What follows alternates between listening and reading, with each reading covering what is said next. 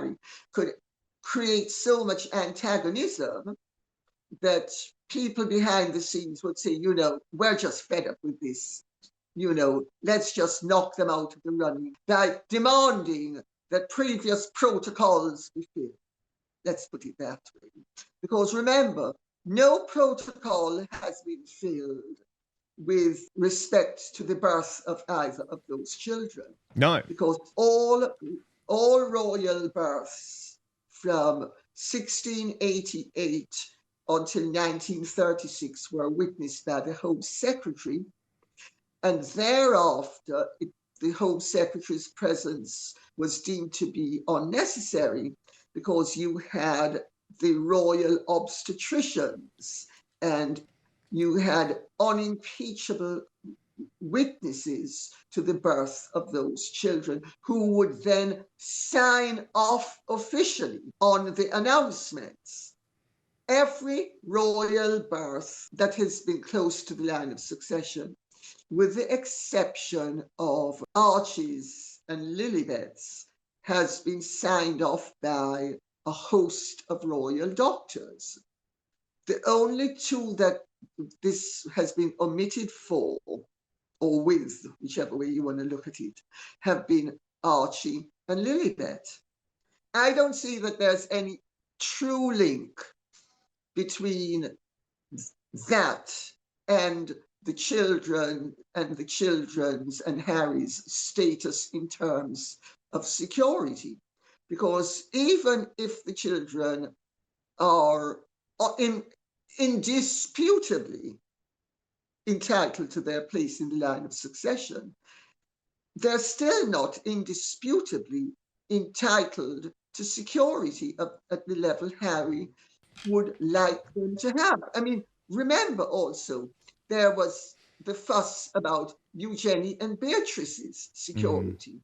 And that was stood down, notwithstanding the fact that they were teenagers and adult grandchildren of the monarch who were out and about leading active lives. These children they are not brought up here, they're not even living here. I mean, why would we, the British people, be expected to pay for their security, even if they were unimpeachably and indubitably entitled to their positions in the line of succession? Here we go again. Another chapter in the rules for you, but not for me chronicles, starring none other than the self-exiled Duke and Duchess of Whimsy.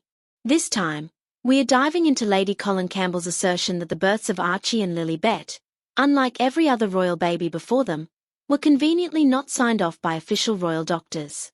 And if you think that's just a bureaucratic oversight, think again.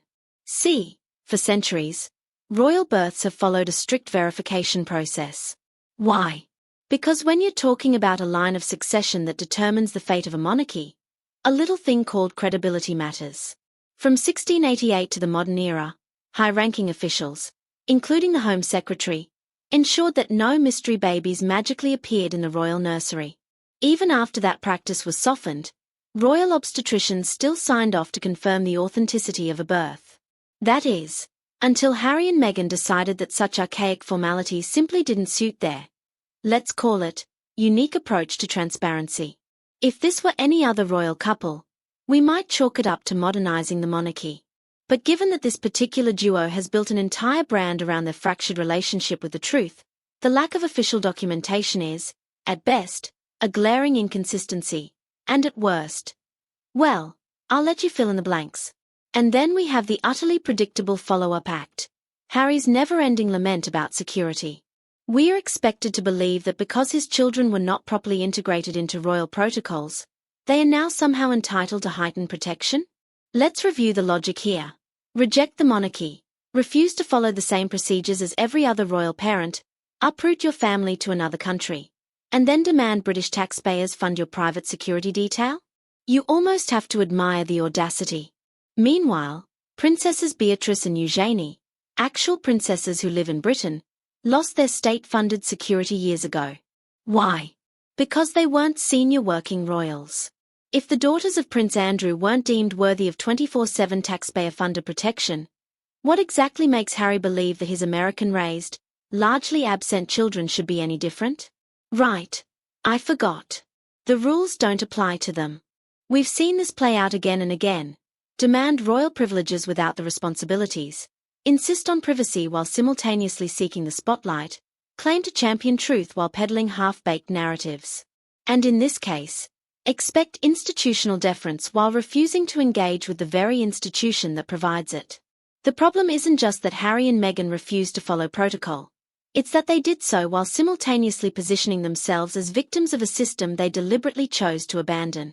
If you turn your back on royal tradition, you don't get to cry foul when that same tradition doesn't bend to accommodate your whims. The monarchy is not a pick-and-mix shop where you can cherry-pick the perks while discarding the duties. So once again, we are left with more questions than answers. But one thing is clear. Harry and Meghan don't want to modernize the monarchy. They want to rewrite it to suit their personal narrative. And if that means discarding centuries-old traditions, ignoring established protocols, and demanding special treatment under the guise of equality, well, that's just another day in the world of the Sussexes.